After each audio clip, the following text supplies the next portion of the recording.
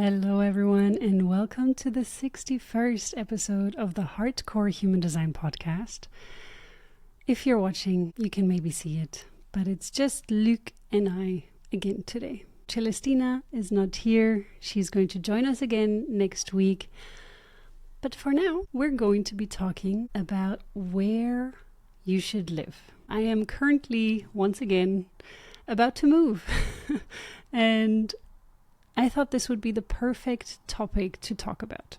Because it's a question on a lot of people's minds. Where is my ideal living environment? And there are actually a few ways to go about it.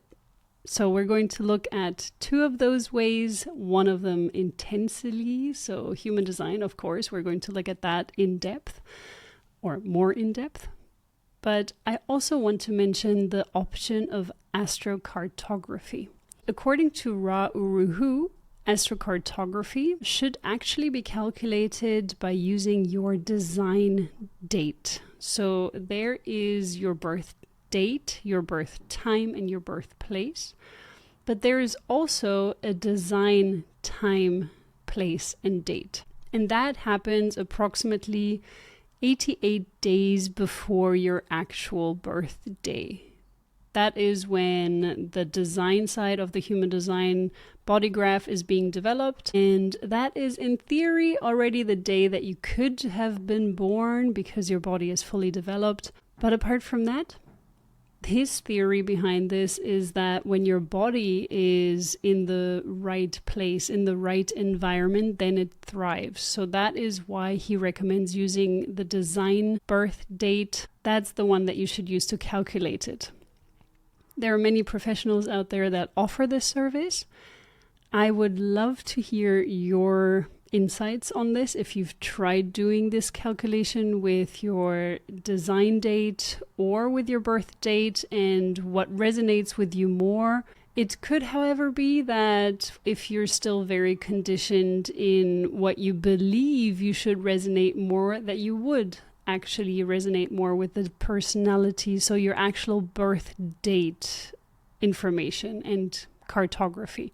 There are some pages where you can get this done for free, but I think for this, a professional astrocartography reader would be fantastic. So I would recommend just giving it a try, and maybe you find an astrocartographer who's open to testing both of these options out, and maybe you are an astrocartographer and would just like to give this a try. So the way that you find out your design birth time and date is in professional human design websites or softwares. We can see this design date. It will vary. It won't be, sometimes it's not even on the same day as you were born, 3 months previously to that day.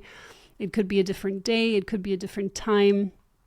It's definitely a different month. Just test it out and see.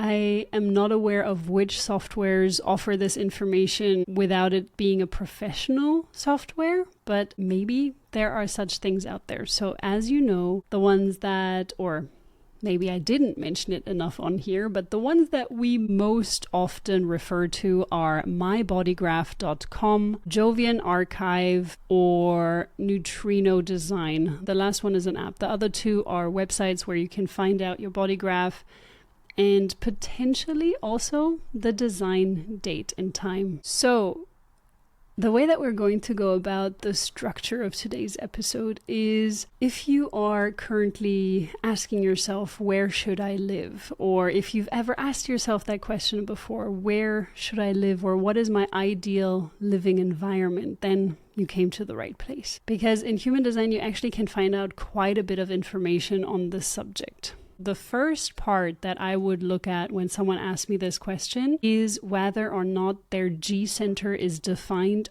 undefined, or entirely open.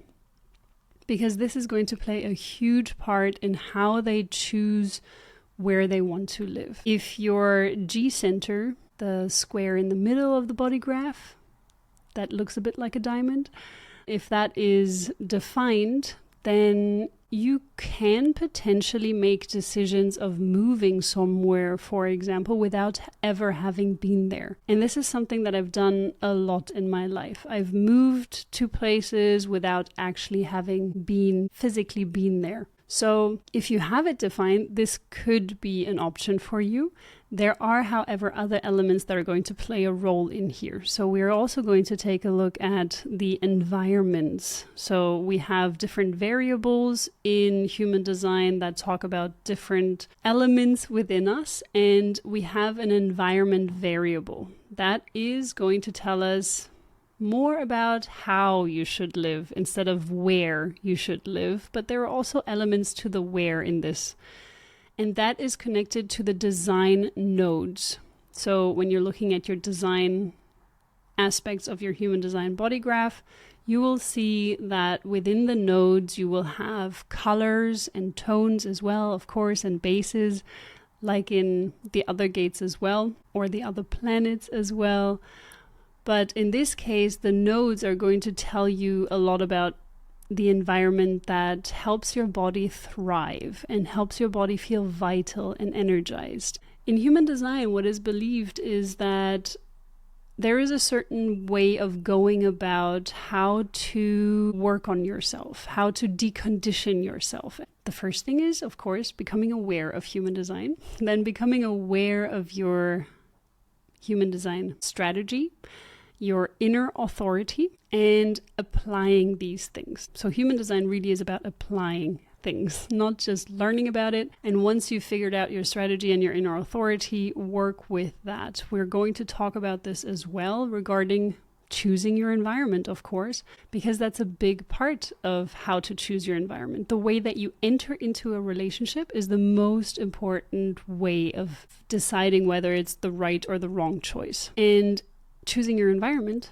is also a type of relationship. So in human design, when you have your strategy down, you understand your inner authority, then it's recommended to also sleep in your own aura, because that is when you're going to really start to get a feel of who you truly are, how you work, how you make decisions. It's going to help you understand what is you, what is currently influencing you in your environment or also in the transits.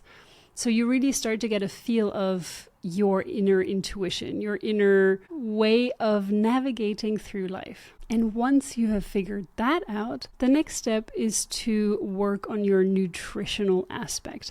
But that is only going to start coming out of you once you've really worked with the first 3 steps: strategy, authority, and sleeping in your own aura. It can be very frightening to hear that for the first time, that you should be sleeping in your own aura, especially if you are in a relationship.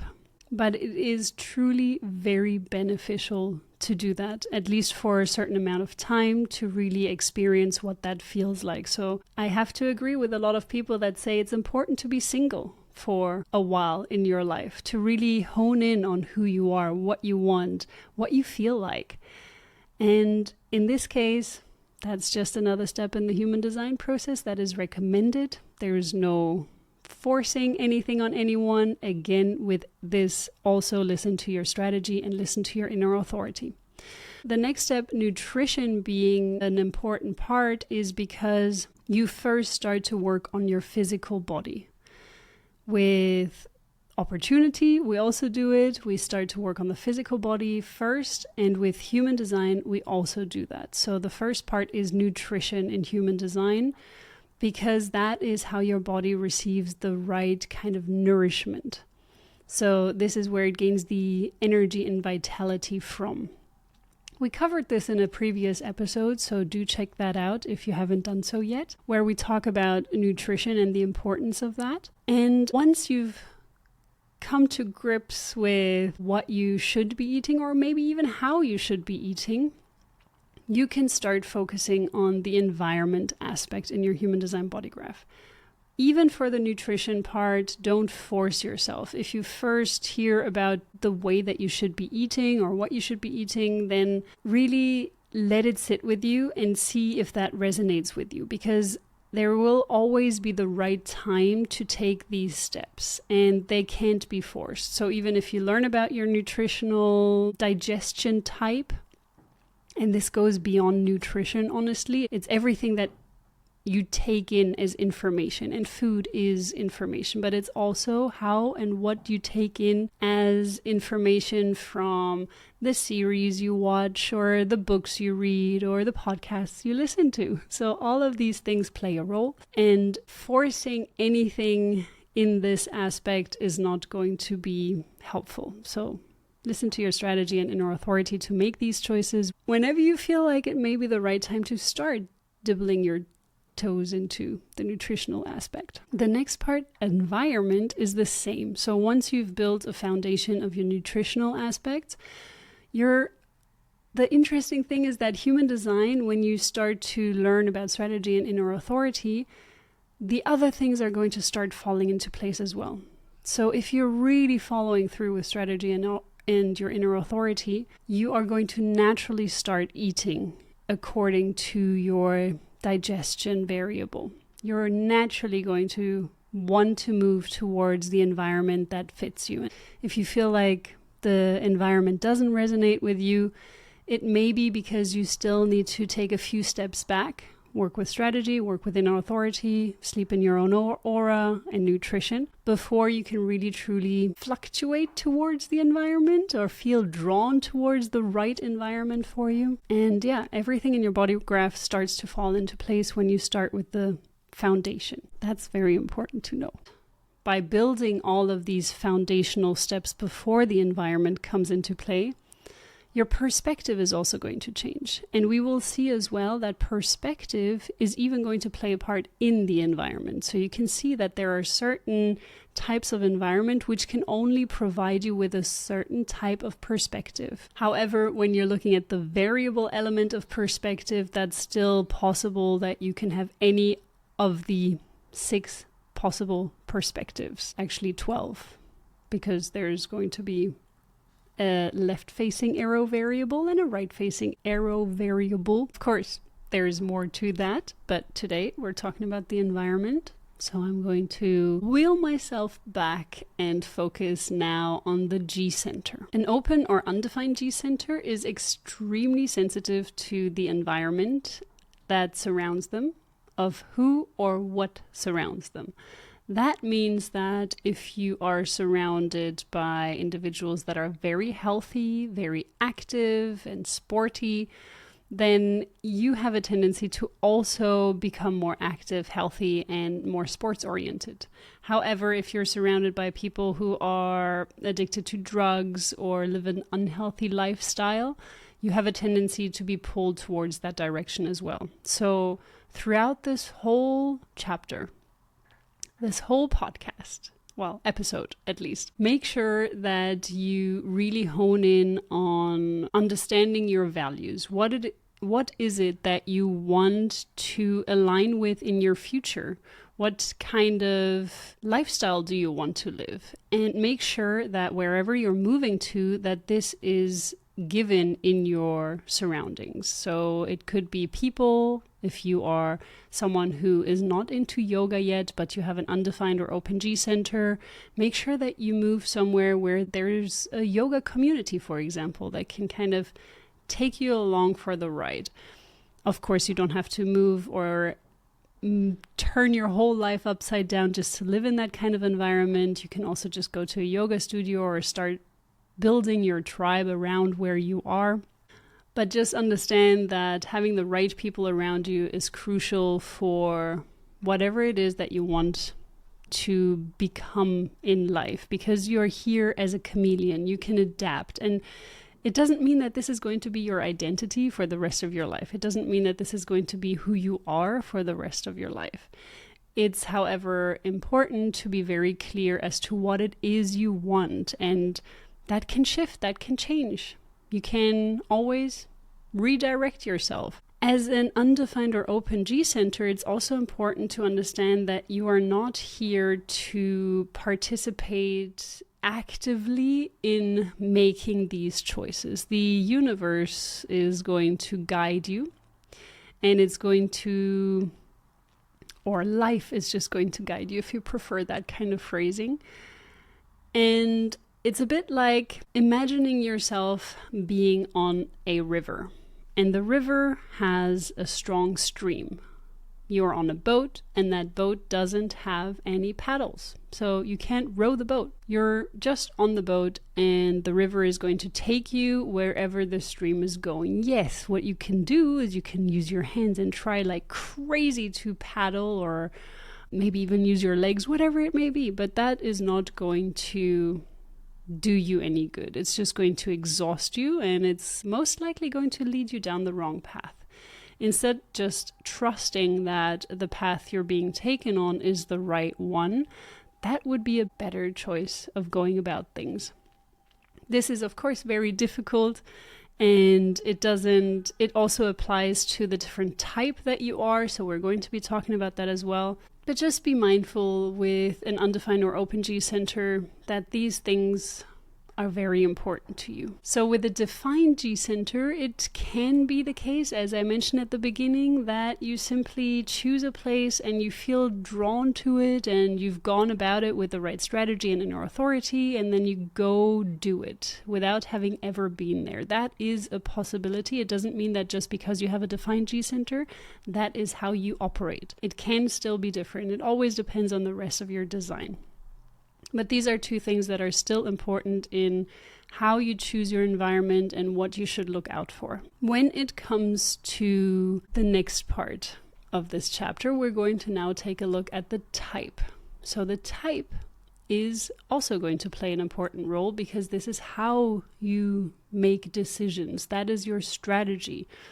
We're not going to cover the inner authorities, but whatever I say regarding the type, keep your inner authority in mind. You need to use your inner authority to then make the right decisions. So I always like to say that if you are a projector and you're being invited into an event or into a situation or into doing something, it doesn't mean that you have to accept every single invitation. That's where your inner authority comes in. That's where you then have the choice to decide, yes, this is what I really want, or no, this is not what I want. So as a projector, yes, you do need to wait for the invitation to move somewhere. And this can be very hard to hear, but this is an ideal way of reducing the resistance, really being more in the flow of things, and having an easier time than to struggle to find an apartment, to struggle to find a way to bring your things there, to struggle maybe even in the environment once you've reached there. So wait for invitation. Once you have the invitation, listen to your inner authority. For reflectors, wait a lunar cycle. I know, it's tough, but that's how you should go about it when making major decisions, to really wait for at least one full lunar cycle and wait for that clarity to come in. For generators, wait for your sacral to respond. Wait for it to be triggered by something in your environment or by something you hear or see or something along those lines, and then respond to it. Again, listen to your inner authority to then make these decisions, whether they're really right for you or not. Maybe you need time if you're an emotional being to gain clarity. Maybe you're very quick with that spleen of yours, but it's still just a little voice in your head that said, hey, yeah, we should do that. And then your mind comes in and starts overriding it. So yeah, it's a tricky thing, understanding the inner authorities even, but I have faith in you. As a manifestor, inform before taking action. Yes, you can go and do your thing, but in order to reduce the resistance, inform the people that are going to be impacted by your choices. As a manifesting generator, you need to, in my personal opinion, I know, or Celestina and I agree on this, that a manifesting generator is a combination. Not everyone in the human design community agrees with this, but we keep saying a manifesting generator needs to wait for that sacral to respond and use their inner authority to figure out what it is they want to do, and then inform everyone that is going to be impacted by their decision. And I've seen this over and over and over again, how well that works for manifesting generators. So try it out. If it resonates with you, follow that. If it doesn't, follow the other human design advice out there to operate like a generator, basically. Okay, so the next part now, we're going to be talking about the environment. So the variable, the environment variable. When you're looking at the environment variable, you will see that the environments are separated into 6 different types. And these 6 different types are further divided into 2 each. So there is always going to be a left-facing arrow and a right-facing arrow, which is connected to the nodal tone. So you're going to have, if you really want to dive into the details here, you would be looking at the tonal element of the gate of this nodal configuration, but we are focusing on the color, which is the environment, and then the tone is going to tell you whether it's pointing left or right. So in this case, we have numbers 1 through 6, and I'm going from bottom to top, if you can see me, because the first line is the foundational line, and we're looking at a hexagram when we're looking at these color numbers as well. We're also looking at the hexagram when we're looking at lines and gates and things like that. But having this visualization of a hexagram of 6 lines that are stacked upon one another in the I Ching, this is where it comes from. It also shows us that we have an upper trigram, which is the top 3 lines, and we have a lower trigram, which is the lower 3 lines. And what that all means in connection to environment is that basically the lower 3 lines are going to be connected to hardscape, whereas the upper 3 lines are going to be connected to landscape. So hardscape includes caves, markets, and kitchens. So caves is the first line, markets is the second line, and kitchens is the third line. And it can get very confusing when I'm talking about the hexagram lines. I don't mean the lines of the gate. I'm talking about the lines of the hexagram. The environments are coming out of the colors of the nodal configurations. So the design side of the nodes, that's the environment. The hardscapes represent the foundation of civilization and urban living. And 1/3 of the population naturally resonates with these 3 environments. So what that means is that if you do have one of these 3 environments, caves, markets, or kitchens, you feel more drawn towards the urban lifestyle or the city lifestyle. The caves, however, are a bit of it could be this, it could be that. So you may not feel too drawn towards that. Kitchen and markets, however, do feel more drawn towards that kind of life. So there is this hustle and bustle. I mean, you can just understand it just by simply looking at the definitions, that markets are people that like to exchange, and just get all of the currency and the fruits and vegetables, like for example like this. You just have a trading battle maybe. And kitchens are really putting ingredients together and having all of this movement, and yes, heat also, or temperature also plays a role in kitchens. However, more in the sense of dry and wet instead of hot and cold. That is another kind of element, but temperature does play a role in kitchens as well. And then we have landscapes, which is mountains, line 4, valleys, line 5, and shores, line 6. So that's again showing you the hexagram. It's actually color. 1 is caves, markets, 2 kitchens, 3 mountains, 4 valleys, 5 shores, 6. If you really want to go into the nitty-gritty of this.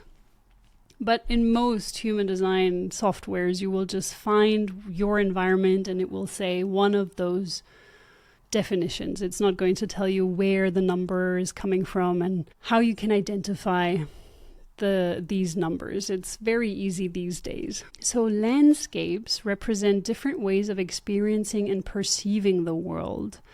And it's more connected to different perspectives and how to connect with others. Additionally to all of that, we also have a left and right tonal resonance. So each environment has tonal qualities. So the left facing arrow is more focused, more strategic, and tends to be observed by others, as mentioned before. The right facing arrow is more receptive, observing, and takes in a broader spectrum. And we will have different kinds of ways of explaining this when we're looking at the individual environments. So let's dive right in. Let's start with caves. Caves are, as a core need, they need security and protection. And if you feel like that doesn't resonate with you, just let me go on and see how that feels to you. What that means is that there is a certain sense of a desire for closure or enclosed spaces, and particularly from the back. So having this protective space that comes from behind you, that is important to you. And this kind of transfers to your workspace, to your home, to being in a restaurant even. So you prefer to be able to see the door instead of having your back towards the door. That would be very uncomfortable to you, to not be able to observe who's coming in and out of this space.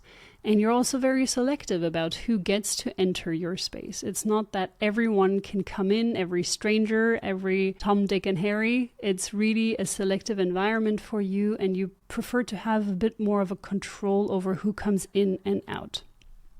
So, examples of that could be a private office space where you can close your door. It can even be a car. So that would be kind of a mobile cave.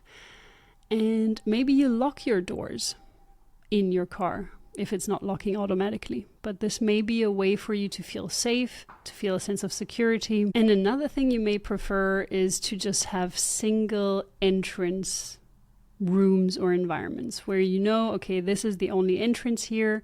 That's where people come in and out, and I have an eye on them. Caves don't like to be startled at all. So that is the reason. If you have your back facing the door, you have more of a chance to be startled about someone coming in.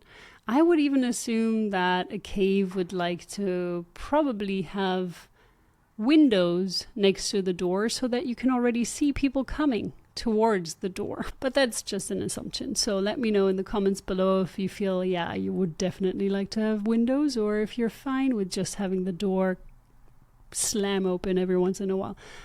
I'm assuming you would prefer people knocking though, but who wouldn't? So when we're looking at the left-facing cave, it's called selective caves. And they are even more particular about who enters their space. So they're more selective than the blending caves, which is the right-facing caves. They're more comfortable with multiple people in their space, whereas a selective cave prefers to have fewer individuals in their cave and may even also be more selective about who gets to enter in the first place. When we're looking at markets, that is color 2, their core need is selections, options, and diversity. So they're really into being able to choose things for themselves. They are individuals who thrive in, for example, shopping centers or urban areas with diverse populations, or online platforms with many options. So where you really can see all of this choice, and then you can select what it is that feels right for you. So when it comes to your living environment, having a physical, actual market close by would be something that you would enjoy, where you can just go and select the fruits and vegetables that you enjoy. But also having a neighborhood that may be culturally more diverse, more varied, and where you have many different things that you can choose from. When it comes to the left tone, you are most likely more strategic in selection. You are more focused on specific things, and when it comes to the right tone, you take in broader range of options and are maybe more experimental in your choices and selections. The third color is kitchens. And the core needs for kitchens are transformation and creation. So this is one that I can talk about pretty well because I feel the need and desire for kitchen environments. I like when people come together and create together. I also like to hermit. I am a second line in my profile, so I do like to retrieve. But I also very much enjoy people coming together and creating things. One of my favorite things to watch and observe are musicians that each play a different instrument, and they never met before, but somehow they come together, merge, and create these beautiful art pieces.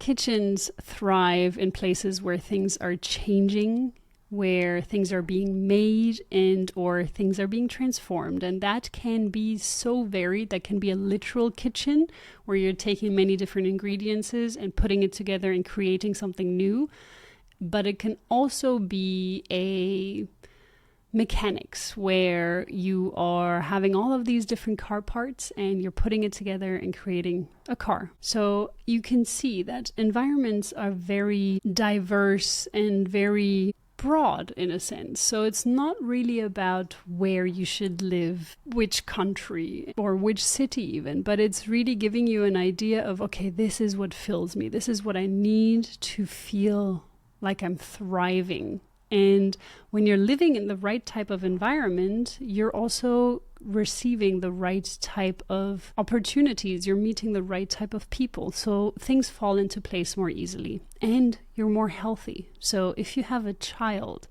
that is sick, look at their environment and place them in a way that would resonate with their environment. So looking at your child's environment when they're sick, you can gain a little bit more insight into what is going to help them heal. And implementing these things can be very helpful. However, Ra does say that the environment only really starts to become important after your Saturn return. The interesting thing is that he does sometimes contradict himself in this. So sometimes he says it's important from the get-go. Other times he said that this is important after your Saturn return. But just play around with it and see how you feel about it, using your strategy and your inner authority.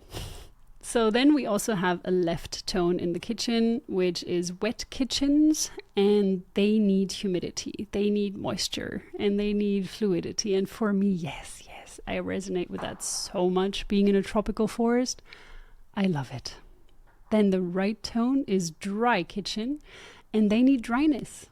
And they also need very clear boundaries. So thriving for a dry kitchen would be in a dry environment. And when it comes to your child, for example, what you can do, or even for your own health, understanding that if you're using essential oils, you may want to inhale these fumes through using boiled water and inhaling the humidity. If you're a wet kitchen, that could be a great idea. But if you're a dry kitchen, may not be the best. So in that case, I would recommend just dribbling onto a tissue and inhaling the essential oil from the tissue instead of using humidity to inhale the essential oils. The mountain environment, that is color 4, and their core need is perspective. And interestingly as well, reduced oxygen. So yes, as a mountain person, you like to be higher up. You like to have a different kind of perspective as well, observing the world below you. And they tend to be more selective because if you're living on a mountain, there are far less people that are coming around than in a cave, for example, because people have to climb that mountain first. And that is where the reduced oxygen also comes in. Having a place higher up in the mountain is also going to reduce your oxygen flow. So depending on the rest of your design, a good idea may be, if you're doing breathing exercises, for example, and you're a mountain, is to focus more on the exhales instead of focusing on the inhales. So instead of taking in more oxygen, reducing the amount of oxygen that you take in. And also using different kinds of breathing exercises that would potentially restrict your breathing pattern more than open it up. When you're a left-facing mountain, you're an active mountain, so you are more engaged with the perspective. And when you're a right-facing passive mountain, you're more contemplative with the view. So that means that the active mountain is just going to be more active about engaging in the perspective, and the passive one feels like contemplating more, maybe sitting up there and just watching, but not needing to mingle into whatever is happening below at the foot of the mountain. Where we are now, valleys, the foot of the mountain. So this is where places of communication and movement are a thing for individuals. So that is very important.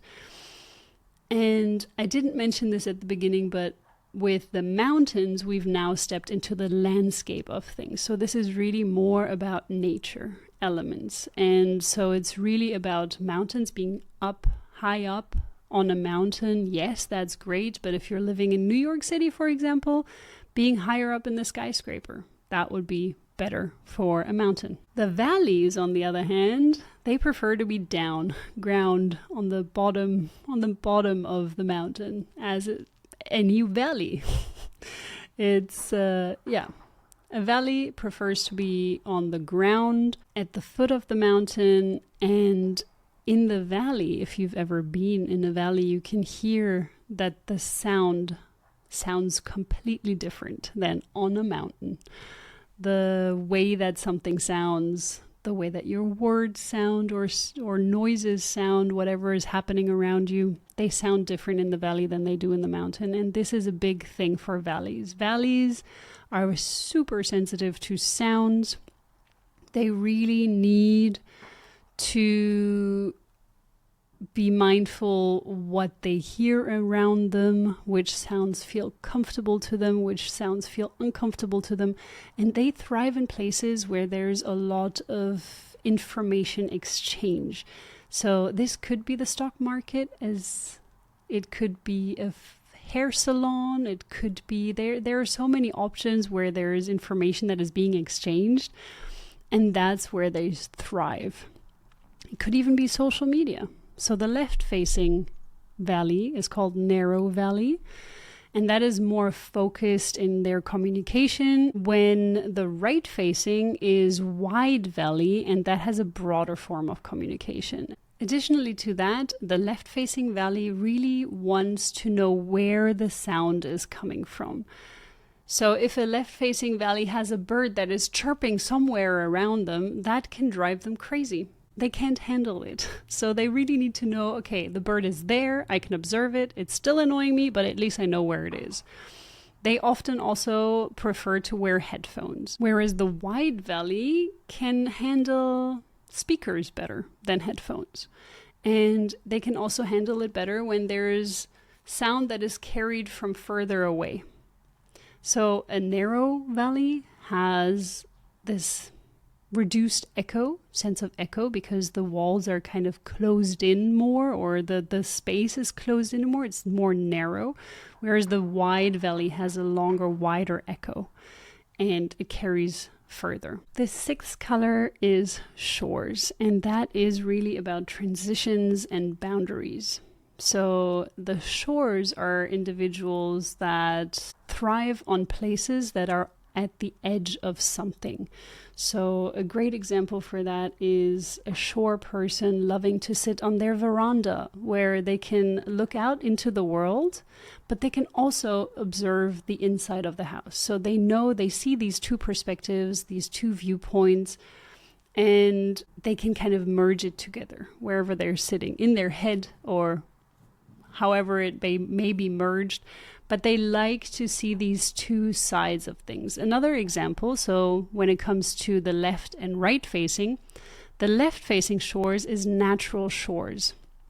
And they are drawn to natural boundaries. So what that means is that they are drawn to natural shores. So a natural shore loves watching the ocean because that is one element, and then we have the land, which is another element, and together they're creating a boundary. So a shore person, a natural shore person can see both sides. They can see the ocean, but they can also see the land. Same with the veranda example. That would be a more urbanized version of the shores, but it kind of creates the same principle. So the right facing arrow for shores is the artificial shores, so man-made or conceptual boundaries. Another example is if you are a shore person, you probably enjoy balancing things. So sports where you have to balance, for example, that could be skateboarding, that could be riding a bike, that could be kayaking, because again, you can see both sides to something. If you are an artificial shore, you may also enjoy living on the edge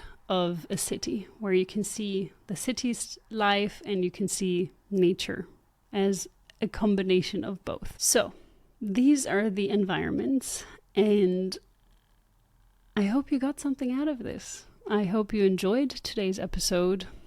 I also wish that Celestina was here, as I always do when she's not, but she will be there again next time. So this is how you can combine all of the knowledge that you've just received for choosing your ideal environment according to your type, your strategy, therefore, your inner authority, your G center being defined or undefined, and your environment. It can be a bit vague when you're looking at these environments of how should I live in these spaces, or what does that mean for my home? If you would like to know more about this, then what we may be doing is we could create different kinds of episodes where we're really diving into the individual environments. So we take a whole episode just for kitchens and caves and markets and valleys and mountains and shores. And that way you will get to understand, okay, that's how I set up my home. That's how I set up my office. That's how I set up my altar, for example.